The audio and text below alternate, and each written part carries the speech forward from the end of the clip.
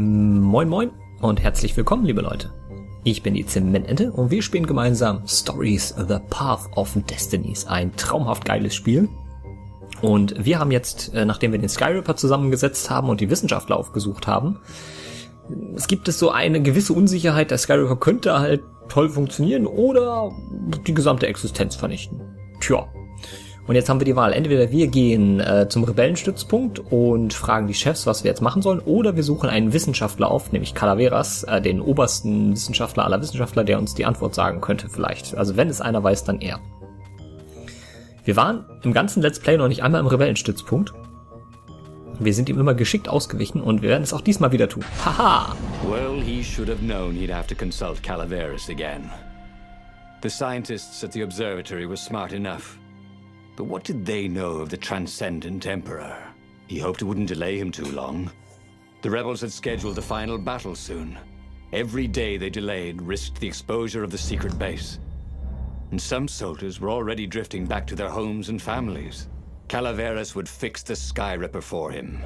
And then he would win the final battle.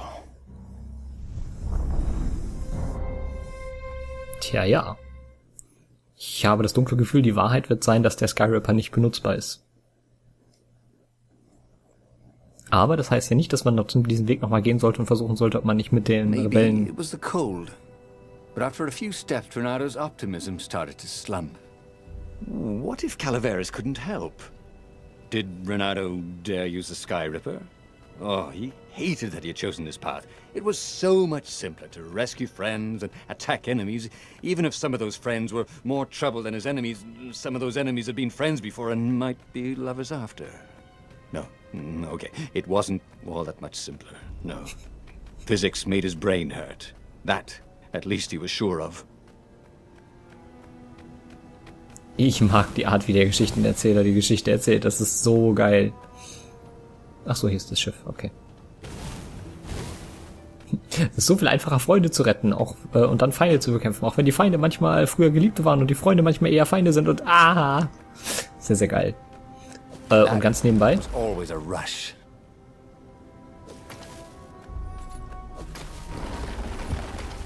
Zack, zack, zack.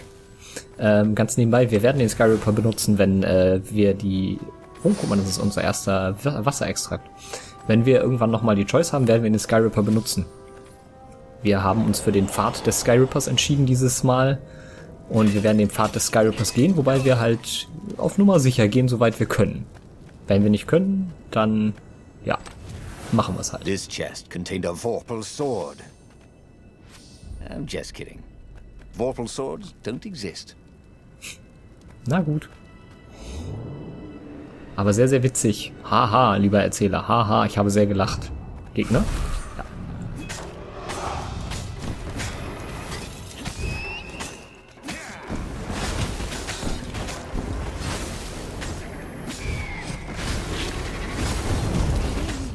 Uha. Was bin ich froh, dass ich mich entschieden habe, das mit dem Gamepad und nicht mit der Maus und der Tastatur zu steuern, ganz ehrlich.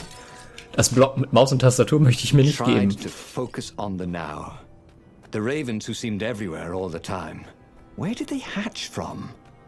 Were there giant raven hatcheries somewhere, or did they have families?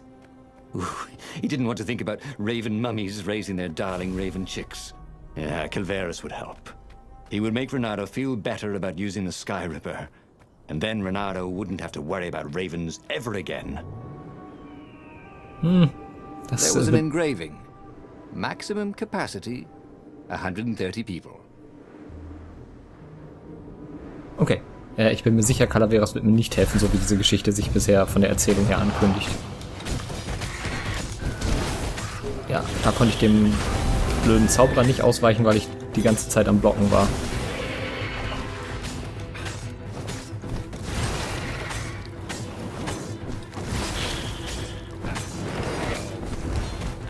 Ich bin gerade total im Fokusmodus. Sorry, dass ich wenig über diesen Kampf verliere. Aber ich habe nur noch 9 Leben. Ich war mega im Fokusmodus.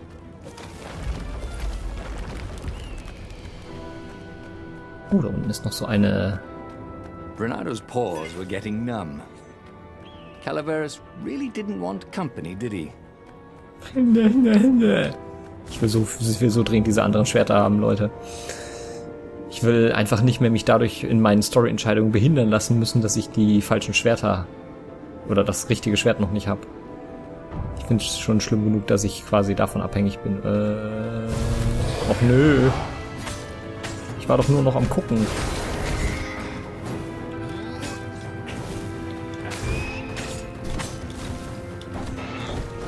Da hätte ich auch blocken können, habe ich aber nicht aufgepasst. Habe ich wieder Ausdauer? Ja, habe ich. Gut. Alter, ich kämpfe mich hier mit 9 Leben durch die Gegend, ne?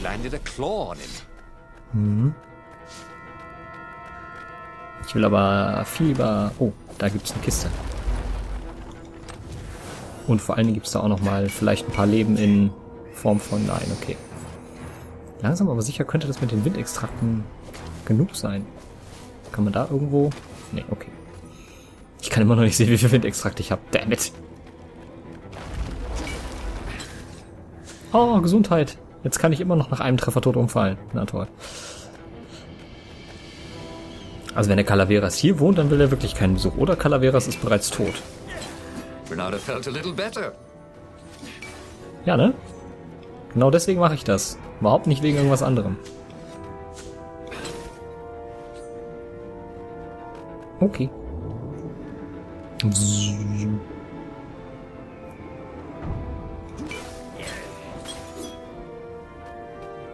Schlag, Schlag, Schlag. Gesundheit, sehr gut. Ah, wir haben wieder mittlerweile einen Treffer frei. Mit den Dingern wahrscheinlich sogar 2 oder 3. Nice. What he could make with all this ore and essence. Oh, right. Probably a sword. Yep, dafür bräuchten wir aber mal wieder eine Werkbank. Das ist so unser allgegenwärtiges Problem, das Werkbankproblem. Ich könnte das Spiel auch über das Werkbankparadoxon beschreiben. Klingt, klang, klonk.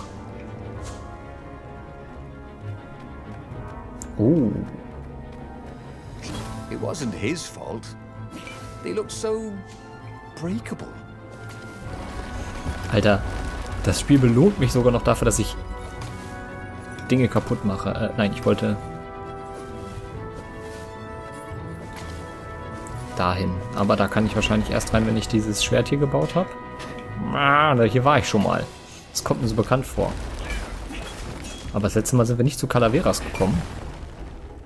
Das Spannende, was ich ja persönlich finde, ist, ich möchte ja echt mal eine bessere Übersicht über dieses Leveldesign haben, was sie hier gemacht haben. Denn letzten Endes kommt man ja irgendwie immer zu ungefähr dem, was man als Story auch haben wollte. Also zu seinem Story-Ende. Man findet also immer den Skyripper-Teil, wenn man den gewählt hat. Und man kommt auch immer zu... hoffentlich kommt man am Ende auch zu Calaveras. Renato had sacrificed a friend for the Skyripper. It would be worth it if he could bring a super weapon to the rebellion. But the scientists had ruined everything. Ja, doofe Scientists. Nur wegen dem Scientist sind meine Freunde umsonst gestorben. Nicht, weil ich die falsche Entscheidung getroffen habe, sondern weil der Scientist sehr doof ist. Ihr müsst euch jetzt Renato in dieser Story so vorstellen, als wenn er so ein ganz Irrer ist, der nur ein Ziel vor Augen hat, und zwar das Schwert ist die einzige Lösung für alle Probleme. Und so. His mother had never let him wave his sword around at home. He guessed he was still compensating for that. Oh Mann. Bei Zelda wird man ja nur durch so komische Rubine belohnt. Das hier ist viel, viel besser. Oh, habe ich noch?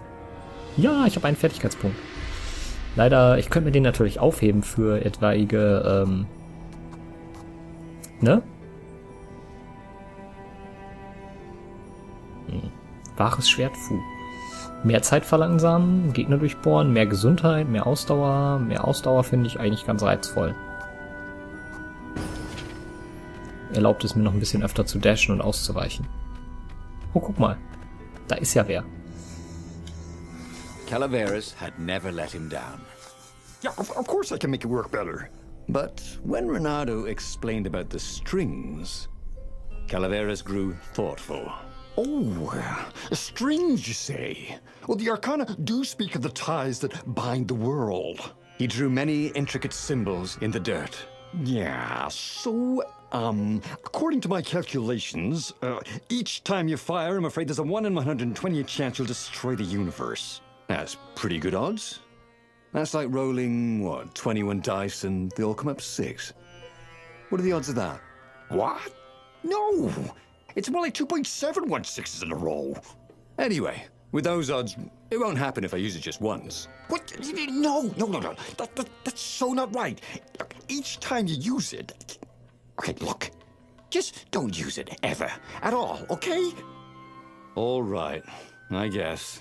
As he sailed away from the mountains, Renato could see clouds darkening. Rain? No. Ships. Imperial ships, swarming thick as bees. This was it. The big battle. They could not afford to lose this one. What if it did not go well? What if he had to use the Sky Ripper? Could he gamble the universe? On the other hand, what were the odds of rolling 21 sixes in a row?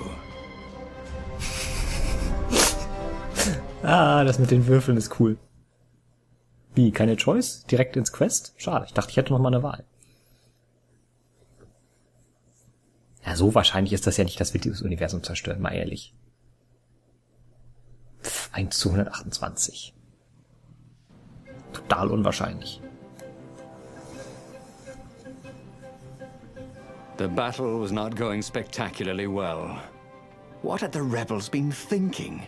They'd been thinking he would bring the Sky Ripper, or the Iblis Stone, or that he'd sideline Zenobia somehow, or turn her. Couldn't he use the Sky Ripper just once? After all, if chances were 1 in 128, that meant he'd for sure be okay the first time. They'd get worse each time he used it, but the first time would be okay, right? He wasn't sure that it was right. So he didn't fire the Sky Ripper. He just brought it along, in case. Ah ja, das stimmt übrigens so nicht. Nein. Ach, Kacke. Dann halt nicht. Dann können wir uns am nächsten Playthrough wieder nicht. Ja, der Sky Ripper. Also ich bin kein wirklicher Pro in Wahrscheinlichkeitsrechnung. So ein bisschen kann ich das, aber die Wahrscheinlichkeit wird nicht schlimmer oder besser mit jedem Mal, wo er ihn abfeuert. Die ist immer gleich. Die Wahrscheinlichkeit ist immer 1 zu 128, aka XY%. Und die wird nicht schlimmer, wenn er sie öfter abfeuert. Natürlich ist mit jedem Schuss die Wahrscheinlichkeit ist erstmal immer dieselbe. Natürlich ist bei 128, sie ist selbst bei 128%, 128 Schüssen würde sie sich nicht auf 100% annähern. Ach Mann, das eine Extrakt, das mir fehlt. Entschuldigung. So. Ne? Also mit jedem Schuss bleibt wieder eine Chance, dass er daneben geht. Aber der erste kann auch genauso gut ein Hit sein. Sometimes, all you know is what you know. You know? Oh, hier waren wir schon mal. Gibt's hier wieder eine Kiste? Hier war letztes Mal eine Kiste. Ja, hier ist wieder eine Kiste.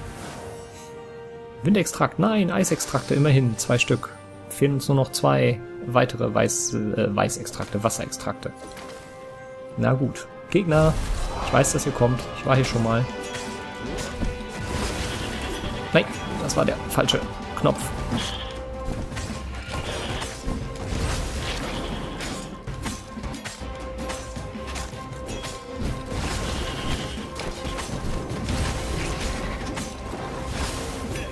Ich benutze auch noch lange nicht alle Möglichkeiten dieses Spiels.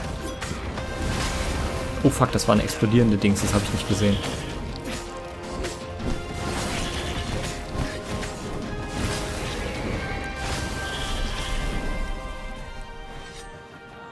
Also dieses Zeitverlangsamen ist zwar cool, aber ich glaube, ich will das nicht noch viel schlimmer machen, weil das irgendwie den Kampf, glaube ich, nochmal massiv verändert. Ich glaube, ich könnte mir vorstellen, dass ich damit sogar besser dran bin, weil ich halt deutlich... Ja, da ist doch auch ein Erz drin zum Beispiel, guck. Und Gesundheit. Ganz viel Gesundheit. Kann ich hier wieder zurück? Nee. Tja, jetzt bin ich mal gespannt, was jetzt passiert. Das letzte Mal wurde ich ja hinterrücks erschossen von meinem alten Freund Lapino. Ich fürchte, Zenobia wird sich diesmal nicht so sehr auf meine... Ich hätte in die andere Richtung ziehen müssen. Wird sich diesmal nicht so sehr auf meine Seite schlagen, wie sie es das letzte Mal getan hat, weil wir nicht die Möglichkeit hatten,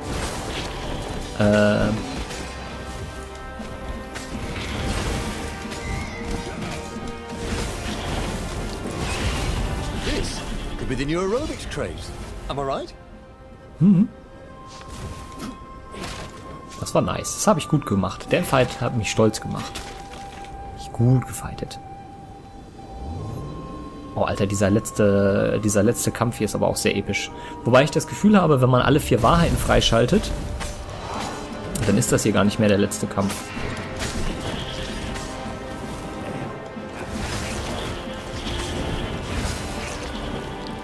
Hallo, ich habe den nicht geschlagen, ich habe das hier gemacht. Was that your shield?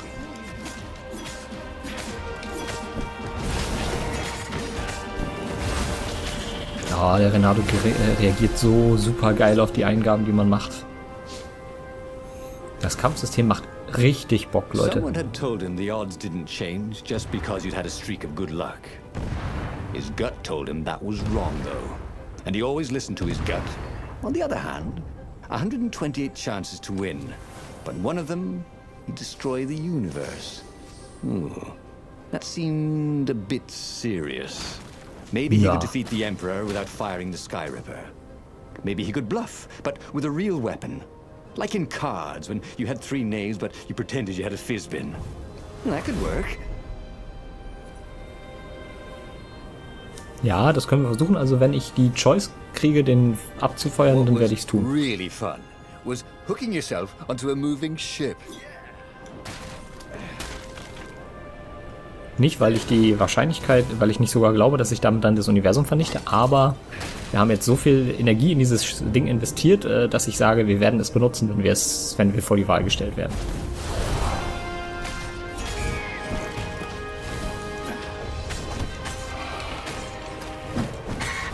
Fuck.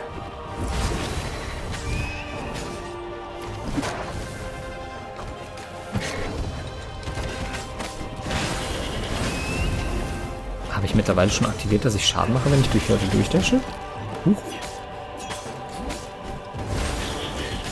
Oder geht das vielleicht nur für die Magier aus irgendwelchen Gründen? Auf jeden Fall habe ich das Gefühl, ich mache den Schaden, wenn ich dahin dasche.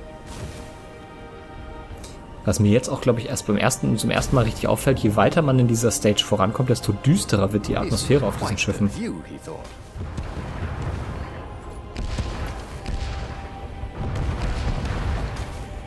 Also je länger man auf diesen Schiffen sich vorankämpft, desto mehr wird der Wind und der Schnee schlimmer und es wird so ein bisschen düsterer, roter alles vom Farbton her. Das ist schon echt erzähltechnisch geil gemacht, das Spiel. Gegner? Warum kann ich da nicht hin? Ich will da hin. Kann ich darüber dashen? Nö. Aber ich kann ein bisschen Staub auf der Gegend lassen. Na gut. Ich kann hier drauf auch nichts machen auf diesen Dinger. Ich kann weder schlagen noch mit dem Enterhaken schießen. Das bedeutet zumindest eine Sache, es gibt hier kein Aufzuglevel. Huch, was bist du? Ein explodierender Zauberer? Hexenmeister können Gegner verbessern und heilen. Verbesserte Raben sind sehr gefährlich. Okay. Ich wollte ja auch an dem vorbei und den Typen hauen. Der ist immer noch verbessert.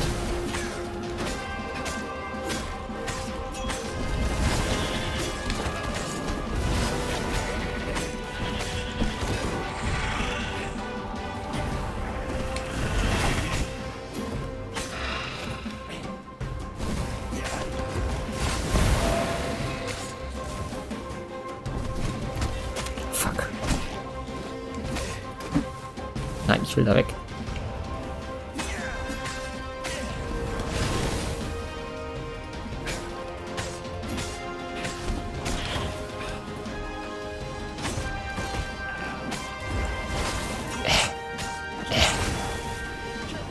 Ja, verbesserte Rahmen sind tatsächlich ein bisschen gefährlicher.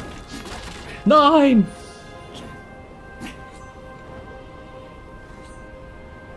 He set up the Sky Ripper and let it warm up. He would bluff if he had to. Zenobia came out, flanked by a very daunting platoon of ravens. You won't actually use that, she said in that annoying, I know everything because I'm a cat and you know nothing because you're just a fox voice she had. Or I know the odds. Good, because there's a real chance you could destroy the universe. No, not the first time I use it. The odds are too low. What? No? Yeah, sure. The first time, the odds are practically nothing. They only go up if I use it a bunch more times. No, but that's not how odds work. Didn't you pay attention in class? Now surrender, or I'll use it. Just once, he said. Don't. He felt sure the odds were with him. You have to go with his gut. That's what heroes do. Fire, he said. Please? The Sky Ripper fired. With a tremendous whoosh, the Emperor's flagship went up in flames. It was awesome. And then he noticed there was a hole in the air. A blackness, like a tear in a parchment. Wind was blowing into it, widening it. It grew larger, and even larger. Crates fell upwards into it, and the world itself seemed bent, like the reflection on a curved mirror, as it poured into the ravenous hole. Ah, 1 in 128. What are the odds? Thought Renato. And then everything fell into the hole and was gone. Renato stared at the book. He was still alive. Again. And still only flying away from burning Ubar. Had he lived that adventure? Or only dreamt it? Had he really died? It felt so real, not like a dream at all. And he'd lost again. Oh, he hated that. But he had made different choices. And he'd lost in a different way. It was the book, wasn't it? Oracles showed you your destiny. But this was showing him different ways he could die miserably. Thanks a bunch, book, he thought. But these were destinies that he did not have to fulfill. But he'd learned another true thing. The core was powerful, but dangerous if used improperly. Okay. Sehr, sehr interessant. Das Buch scheint quasi eine Art Zeitmaschine oder sowas zu sein. Geschichte 21. Per Anhalter durch die Galaxis. Durch der Galaxis finde ich vor allen Dingen sehr gut. Was für ein Held bist du? Ein Held, der bereit ist, Raum, Zeit, das Universum und alles andere zu riskieren, wenn die Chancen zu seinen Gunsten stehen. Belohnung für 5 Feueressenz. Neue Wahrheit enthüllt. Der Skyripper-Kern ist instabil. Dann können wir uns jetzt hier, Jetzt müssen wir noch eine blaue und eine lilane Weisheit freischalten, welche auch immer das ist. Schade, dass wir die Statuen irgendwie nicht anklicken können, aber okay, die werden anscheinend immer an je eine Ecke aufgebaut. Wir gucken uns die Geschichten nochmal an. Per Anhalter durch der Galaxis. Entscheidung getroffen. Finde das Gehäuse, finde den Kern, trifft die Wissenschaftler, trifft Calaveras. Zusammenfassung. Der Skyripper, die legendäre Waffe, die sogar die Götter selbst vertrieben hatte. Renato baute die Superwaffe wieder zusammen, aber selbst ein Hitzkopf wie er wusste, dass er bei einem so alten und mächtigen Artefakt besser mit Vorsicht vorgehen sollte. Und so wandte er sich an die Experten, die ihn warnten, dass die Waffe das Gewebe von Zeit und Raum selbst zerstören könnte. Es war lediglich eine Frage der Wahrscheinlichkeit. Die Chancen einer Auslöschung des Universums standen 1 zu 128. Für Renato bedeutete dies 127 Chancen, das Imperium zu zerstören. Nicht schlecht. Und so feuerte er den Skyripper ein einziges Mal ab. Ein Loch im Raum-Zeit-Kontinuum tat sich auf und verschluckte das gesamte Universum. Tja, ich habe das dunkle Gefühl, dass die meisten Entscheidungen, die man in Stories Path of Destinies trifft, erstmal nicht besonders positiv sind. Aber wir haben immer noch 22 Geschichten, die wir erzählen können, und ich bekomme immer mehr Lust, je öfter ich dieses Spiel spiele, tatsächlich auch einfach mal alle Geschichten zu erzählen. Also ich habe ja nach der ersten Aufnahmesession schon gesagt, ich weiß nicht, ob wir uns wirklich jede Geschichte mal angucken wollen. Je länger ich das Ganze jetzt spiele, desto mehr bekomme ich Lust darauf. Mal gucken, ob ich es tatsächlich am Ende mache. Ich werde mal auf gut Glück versuchen, hier diese beiden Story-Wahrheiten erstmal zu snipen.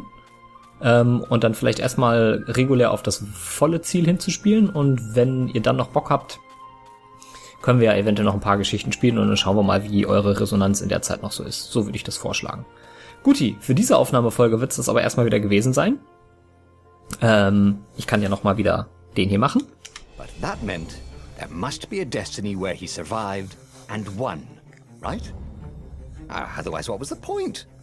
And with that, the book's pages fluttered back once more to the beginning, and the clouds parted over the Isles of Boreas. It was time to choose. The rebellion was in trouble. Ravens were scouting for the secret rebel base.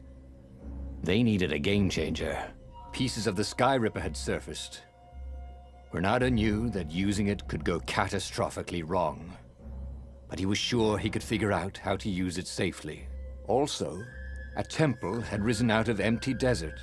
The Emperor had brought the Sky Ripper pieces up out of ancient burial by his obscene rituals. Could this be where the Iblis stone was hidden? Someone better get it before he does, thought Renado. And also, his old friend Lapino needed rescuing. Of course, Renado had a pretty strong suspicion that Lapino had betrayed the rebellion. But could Renado really leave an old friend to the Ravens? Tja, und welche Route wir das nächste Mal gehen, entscheiden wir hoffentlich gemeinsam. Und vielleicht kann ich mich an einer eurer Kommentare entlanghangeln, die unter der ersten Folge erscheinen werden in ein paar Tagen. Mal gucken. Ich hoffe, ihr habt genauso Spaß an diesem tollen Projekt wie ich. Ich bin wirklich ziemlich verliebt gerade in das Spiel. Und wisst ihr, was das Schlimmste ist? Ich werde jetzt bestimmt eine Woche lang nicht spielen können, weil ich ein bisschen warten will, bis die erste Folge für euch rauskommt. Ihr wisst gar nicht, wie grausam das für einen Let's Player ist, der ein Spiel gerade wirklich hypt und Spaß dran hat. Aber für euch werde ich es durchhalten. Liebe Leute, bis zur nächsten Aufnahmesession wünsche ich euch alles Gute und sag ciao, ciao.